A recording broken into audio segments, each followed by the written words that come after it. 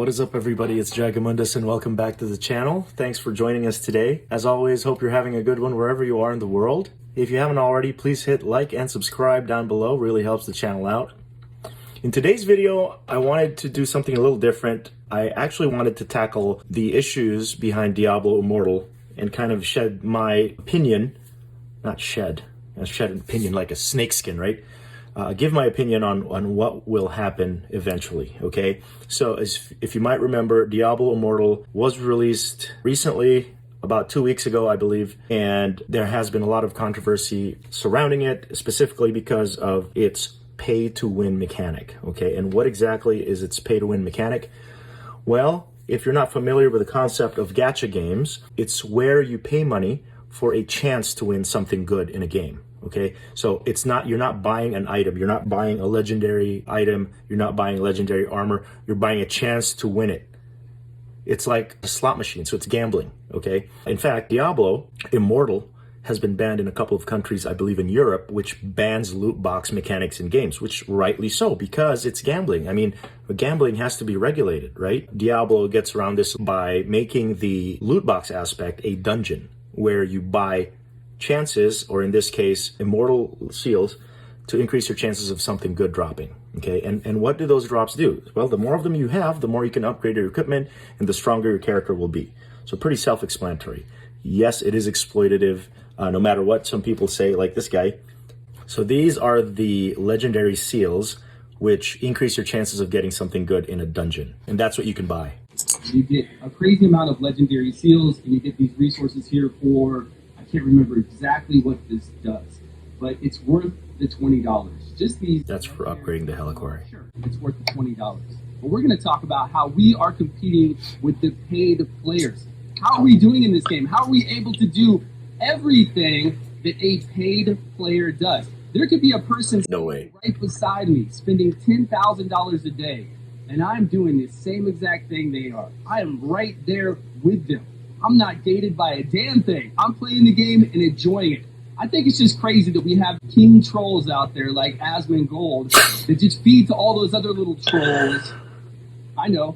Right now he's got a stupid look on his face. I know. So Asmongold is a Twitch streamer. I watch him. He's very funny, and he actually has railed against this game because of its exploitative aspect. Him, along with some other YouTubers and Twitch streamers, have openly said that it's a horrible game, it's exploitative. A lot of people have also quit playing the game, uninstalled the game as a form of protest against its exploitative practices. So I don't know what this guy, so it's ridiculous. You know, you have to spend money on this game to be good at it. Now, this is an Asmongold video, the guy that he was referring to, and this video is of someone who apparently spent $100,000 on Diablo Immortal. Residents. Look at this, Charles. 1.2 million? Wait a second. Okay. There's no way to get these, I believe, without buying, okay? How much do you, okay, so just 1 second. It's 6,000 plus 1,200? Yes? Okay.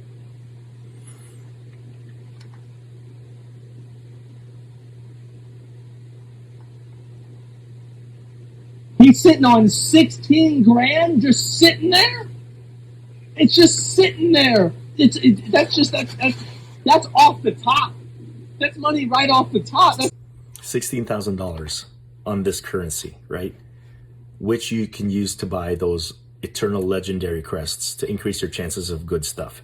So it's horrific.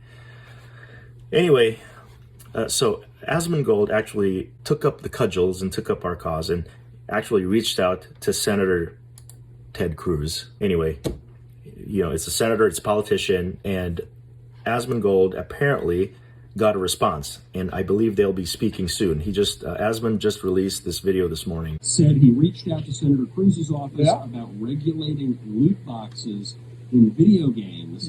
Where does the senator stand on loot boxes? Look, I'm happy to engage in a conversation with him. I'm happy. So, Asmon is trying to get a senator to make changes, to make legislation happen so that this type of thing stops, right? So that the gaming industry doesn't go down this road. Now, let's see how Diablo has been doing, right? For all of our anger and our disgust with this game, let's just see how many people have downloaded it and how much money it's made in the last couple of weeks that it's been around, okay? So this website called App Magic, it allows you to look at like trending apps, top downloaded apps. Look at this, Instagram has over 20 million downloads. By the way, this is just over the last month, okay, right here. You can also see that the top grossing games or apps are over here with a revenue of over 100 million this past month is TikTok. No surprises there. And top featured over here is Diablo Immortal. So let's click on it and see how it's doing. Over the last 30 days, Diablo Immortal has earned over $20 million, right? Despite everybody's anger, despite everybody's disgust, it has made over $20 million. 43% of that money came from the United States, South Korea, we got Japan, Germany, Canada, right? And over 5 million downloads in the last 30 days. Okay, so it's making a ton of money for Blizzard. And this, my friends, is why every other game company will be doing this from here on out. I promise you. Yes, it's cynical. Yes, it's sad. But this is why. Let's say Asmon is successful in convincing Ted Cruz to come up with legislation banning like loot boxes from games. In the history of our country, how far has anything like that gone when you go up against money, when you go up against big corporations like Blizzard? Let's think of an example.